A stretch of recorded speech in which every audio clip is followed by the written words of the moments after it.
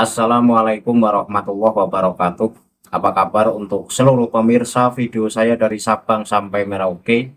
Semoga selalu diberi keberkahan, rahmat, dimudahkan segala urusannya, dimudahkan rezekinya, selalu diberi kesehatan oleh Allah Subhanahu wa Ta'ala, serta diberi hidayah oleh Allah Subhanahu wa Ta'ala untuk orang-orang yang belum mendapatkannya. Dalam kesempatan kali ini, saya akan mengkritisi ceramah dari salah satu Habib, yang mana Habib tersebut memaksa kepada Muhyiddin agar mempercayai bahwa nasab Ba'alawi itu benar-benar tersambung ke Rasulullah dan ancaman cukup berat bagi orang-orang yang menggunjing keturunan Rasulullah. Nah, dari apa yang disampaikan oleh Habib dalam video yang nanti akan saya tampilkan, ini nampaknya ada yang perlu saya kritisi dan saya komentari, karena apa yang disampaikan oleh Habib tersebut tidak berdasarkan keilmuan. Namun sebelum masuk pada pembahasan, untuk seluruh penonton dari manapun semua yang belum subscribe channel saya, bisa tekan tombol subscribe, kemudian like, share ke teman-teman semua, agar yang belum tahu menjadi tahu. Yakinlah bahwa munculnya channel ini semata-mata untuk memberi edukasi kepada seluruh umat muslim di Indonesia agar tidak terjerat oleh doktrin-doktrin sesat yang dilancarkan oleh golongan atau klan yang mengaku sebagai keturunan Rasulullah dengan mengatasnamakan agama. Selanjutnya, sebagai bahan pembahasan akan saya tampilkan cuplikan ceramah dari Habib yang saya tidak tahu namanya, tetapi ini adalah ceramah dari Habib yang mendoktrin kepada para muhibbinya. Penonton bisa simak video yang akan tayang berikut ini. Masalah polemik nasab ini, jenengan harus menunjukkan sikap, nggak boleh netral ya, nggak ada cerita netral. Anda pro pembegal nasab atau pro kepada keluarga Nabi Muhammad SAW. Singkat cerita begini, saya akan ceritakan seorang perempuan yang menjadi waliullah, yaitu Sayyidah Sultana. Beliau suatu saat itu kedatangan tamu, ternyata tamunya menggunjing keluarganya Nabi Muhammad SAW, tapi dibiarkan sama Sayyidah Sultana ini, dibiarkan gunjing, dibiarkan, tapi Sayyidah Sultana nggak membela juga. Akhirnya pulang ini tamu, malam hari mimpi Nabi Muhammad bermuka masam sambil berbalik daripada Sayyidah Sultana, jalan Nabi Muhammad diikuti sama Sayyidah Sultana dari belakang. Kemudian Nabi Muhammad menunjuk hadi diyarul akhibah, hadihi diyarul akhibah, hei Sultana, ini rumah kekasih, ini rumah kekasihku. Tahu kan jenengan rumah siapa?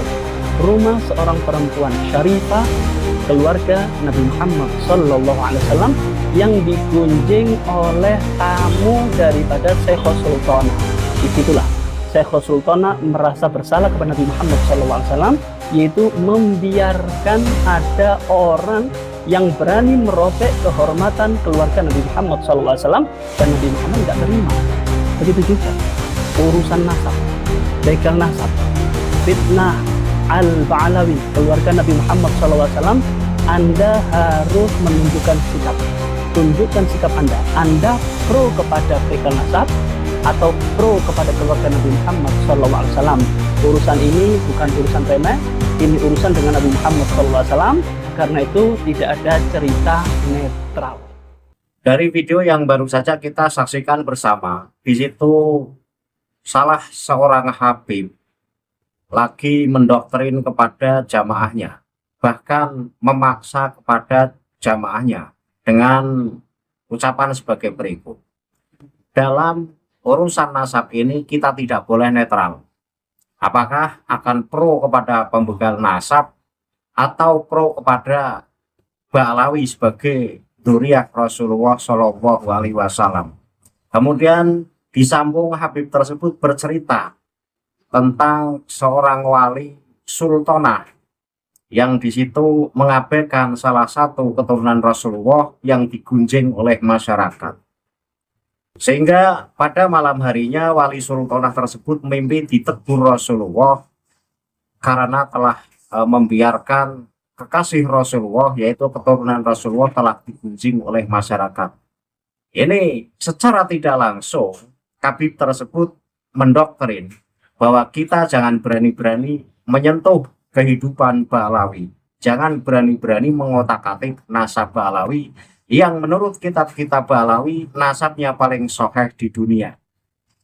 Tentu pernyataan ini tidaklah benar. Soal Ba'alawi sebagai keturunan Rasulullah itu hanya tertulis dalam kitab-kitab Ba'alawi atau dalam kitab yang ulama tersebut punya kedekatan dengan Ba'alawi. Tetapi dalam kitab-kitab nasab dari abad 4 hingga abad 10, di situ nama Ubaidillah ini tidak ada. Ada ini diotak-atik dari nama Abdullah, kemudian ditashir karena saking merendahnya kepada Allah sehingga menjadi Ubaidillah. Itu hanya akal-akalan Ba'alawi untuk mencantolkan nasabnya sehingga seakan-akan nasab tersebut tersambung ke Rasulullah, padahal Ubaidillah dan Abdullah itu beda. Oke, saya akan masuk pada pembahasan. Kita tidak boleh netral dalam urusan nasab. Saya setuju. Dan kita jangan berani-berani kepada keturunan Rasulullah pun saya setuju. Nah, untuk masalah kita tidak boleh netral dalam urusan nasab, tentu saya tidak netral. Saya condong kepada yang berbasis keilmuan. Ketika Kiai Haji Imaduddin Usman Al-Bantani dalam membatalkan nasab Ba'alawi ini berdasarkan data, fakta, dan sejarah. Kemudian dibantu oleh kajian-kajian sejarah, dibantu oleh ilmu modern yang bernama tes DNA, dan semuanya menemukan bahwa Ba'alawi ini tidak tersambung ke Rasulullah dan nasabnya jauh berbeda. Dari hasil DNA ini sama sekali tidak nyambung. Boro-boro keturunan Rasulullah Arab saja, tidak. Ini sudah berkali-kali saya sampaikan, tetapi untuk yang belum paham bahwa DNA Ba'alawi ini boro-boro Arab. Artinya jika Arab saja bukan, apalagi Ba'alawi sebagai keturunan Rasulullah yang merupakan orang Arab. Nah, tentu saya sebagai orang yang berakal waras, saya sebagai orang yang suka dengan ilmu, tentu saya lebih memilih sebuah penelitian yang di situ berbasis keilmuan. Jadi Kiai Imaduddin Usman Al-Bantani CS ini dalam membatalkan nasab Ba'alawi bukan karena unsur benci, tetapi atas dasar keilmuan. Ketika dari berbagai kajian di situ ditemukan bahwa Ba'alawi memang bukan keturunan Rasulullah, kita mau ngomong apa? Kita jangan mengingkari dari ilmu itu sendiri.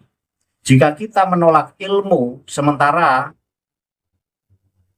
segala sesuatu ini harus diidentifikasi dengan sebuah keilmuan, tentu kita sama saja membohongi diri sendiri.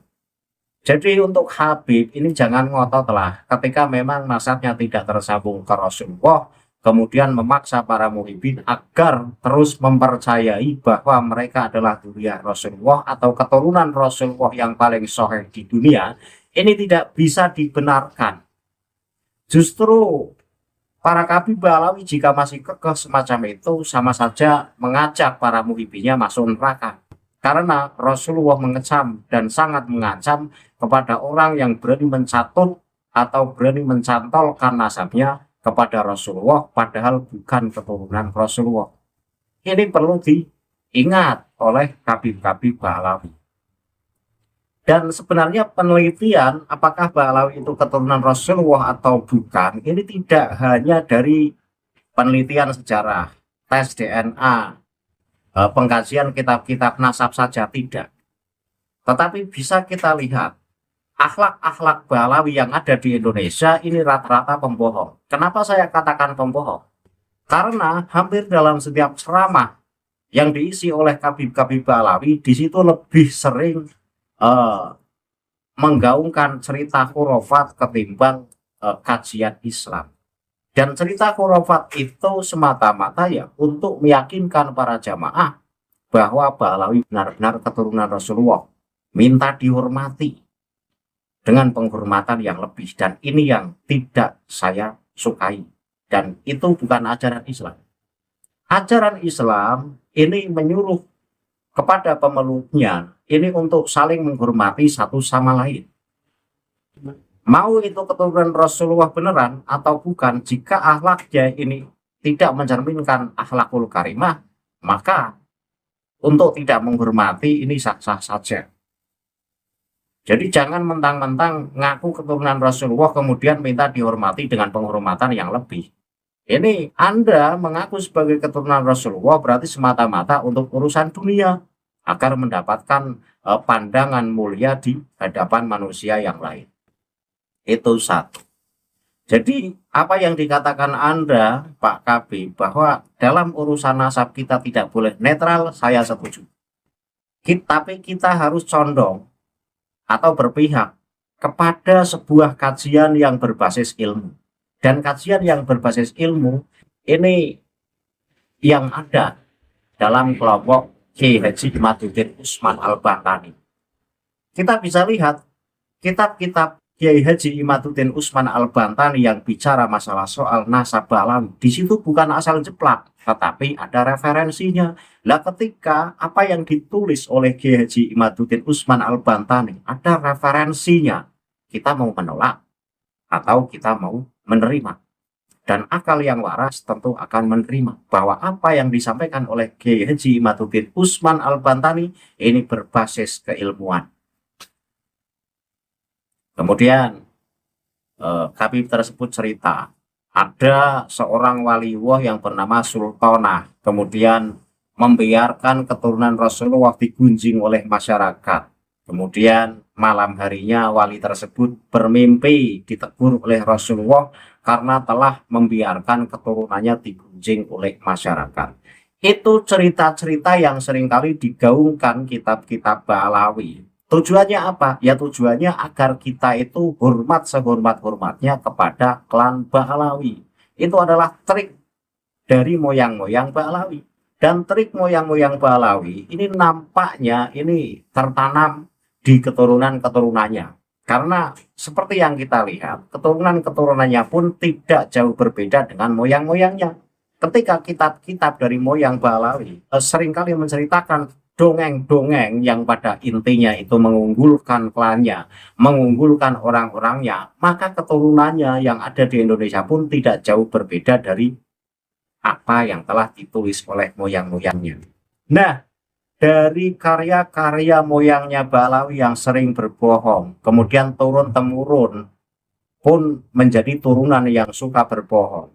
Akal yang waras tentu akan menolak bahwa Ba'alawi sebagai keturunan Rasulullah. Dan sekali lagi saya ingatkan, benarkah Faqih Muqaddam itu Tuhan? Benarkah Faqih Muqaddam itu Allah sesuai pengakuannya? Tolong jawab, baik Muhibin atau Habib.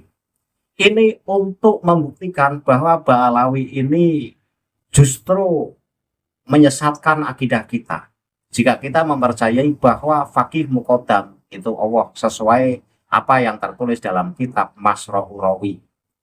Kemudian banyak cerita kabib-kabib yang mi'raj, seperti halnya mi'rajnya Rasulullah. Kalau Faqih Muqaddam kan ceritanya sudah paling populer. Tetapi tidak hanya Faqih Muqaddam yang sudah berhasil mi'raj, seperti halnya mi'rajnya Rasulullah.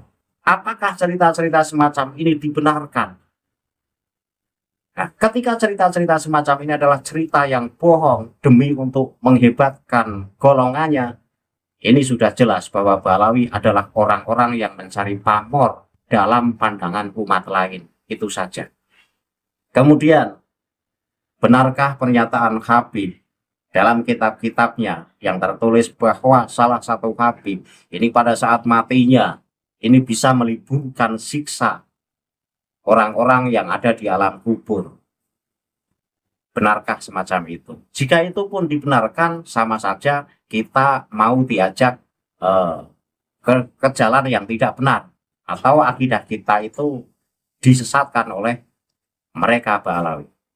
Kemudian, benarkah bahwa ada salah seorang Habib yang kemudian mampu mengusir seluruh penduduk neraka yang dari kota Tarim atau Yaman. Jika itu dibenarkan, ini juga tidak rasional. Bagaimana mungkin Allah sampai kalah sama makhluknya? Orang-orang yang sudah di neraka kemudian diusir semua, disisir oleh salah satu Habib, dipilih yang orang Yaman, yang orang Tarim itu dikeluarkan. Jika kita percaya dengan cerita-cerita semacam itu, sama saja kita mau diajak tersesat oleh Habib-Habib Ba'alawi. Jadi untuk meyakini Ba'alawi sebagai dzurriyyah Rasulullah, sebagai keturunan Rasulullah, ini perlu dikaji secara keseluruhan, baik dari sisi ilmu nasabnya, baik dari sejarahnya, baik dari tes DNA, baik dari kitab-kitab karya moyangnya, baik dari sikap dan akhlaknya. Ini sebenarnya bisa diteliti apakah Ba'alawi itu keturunan Rasulullah atau tidak. Muslim di Indonesia itu pada cerdas sebenarnya, kalau mau mengkaji, kalau mau meneliti. Jadi untuk Habib, jangan terus-terusan berbohong dan jangan terus-terusan mengaku bahwa dirinya adalah keturunan Rasulullah. Nasabnya itu tidak tersambung ke Rasulullah. Orang ngaku keturunan Rasulullah kan semata-mata untuk mencari kedudukan di dunia, minta dihormati, tidak lebih itu. Nah, jadi apa yang disampaikan oleh Habib dalam video yang tadi saya tampilkan, itu pada intinya Habib tersebut memaksa muhibinya untuk percaya bahwa Ba'alawi dzurriyyah Rasulullah, tetapi tidak berbasis kajian ilmu. Lah ketika Habib tersebut memaksa muhibinya agar mempercayai nasabnya sebagai nasab yang tersambung ke Rasulullah, tidak berdasarkan ilmu, ya saya tolak. Saya tolak. Saya lebih mempercayai tesis Kiai Haji Imaduddin Utsman Al-Bantani yang dalam membatalkan, atau bukan membatalkan ya, kalau batal itu kan berarti pernah tersambung ya. Jadi dalam mengatakan bahwa Ba'alawi bukan keturunan Rasulullah, ini tidak salah-salah, tetapi setelah melalui proses panjang, setelah melalui kajian-kajian yang mendalam, sehingga saya lebih mempercayai tesis Kiai Haji Imaduddin Utsman Al-Bantani. Memang kita boleh berbeda pandangan, tetapi apakah pandangan yang pro dengan Ba'alawi itu sudah melalui kajian yang mendalam? Kan harus dijawab itu. Apakah yang menganggap bahwa Ba'alawi keturunan Rasulullah itu sudah melalui kajian yang mendalam? Jangan-jangan yang mereka kaji itu kitab-kitab Ba'alawi. Ya kalau yang dikaji kitab-kitab Ba'alawi ya jelas. Di situ Ba'alawi ya tetap ngaku sebagai dzurriyyah Rasulullah dengan segala cara dan segala upaya. Itu kitab-kitab Ba'alawi tetap mempertahankan nasabnya. Karena ketika nasabnya ketahuan bohong, habislah sudah. Mereka tidak bisa sombong, mereka tidak bisa meraih kedudukan di dunia, mereka tidak bisa mendapat penghormatan lagi. Itu. Jadi kalau mau meneliti nasab Ba'alawi jangan dari kitab-kitab internal. Ya, kitab internal ya pasti mengatakan Ba'alawi keturunan Rasulullah, kan begitu. Kaji semua kitab-kitab yang berhubungan dengan nasab Ba'alawi. Dan saya akhiri kajian ini, pada intinya saya lebih mempercayai segala hal yang berbasis keilmuan, segala hal yang berbasis penelitian, karena sesuatu yang berasal dari sebuah kajian dan berbasis keilmuan ini tidak akan menyesatkan, jadi saya lebih percaya bahwa Ba'alawi bukan keturunan Rasulullah karena dilihat dari berbagai sudut pandang. Akhirul kalam, billahi taufiq wal hidayah. Wassalamualaikum warahmatullahi wabarakatuh. Salam waras untuk seluruh muslim di Indonesia.